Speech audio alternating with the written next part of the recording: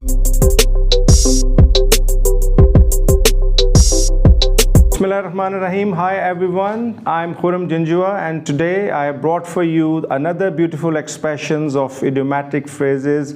And today I will discuss that whenever you have to talk about your favorite personality or any person or anything which is not sure, which is surprise for your listener, for your examiner during the IELTS speaking part 2, you can utilize these expressions introducing people or thing. For example, you can say none other than. Yes, the expression is none other than. The person I want to talk about, none other than my father.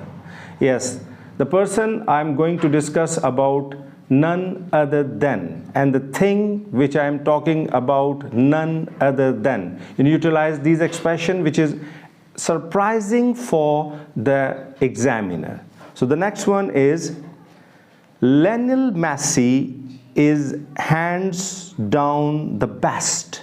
Yes, the next one is hands down the best. You can utilize, you can use any person, Lionel Messi and Ronaldo is hands down the best. For example, he is the best one. We can also say second to none. The Pakistan is a country second to none. Second to none means is the best one. The next one is cut about the rest.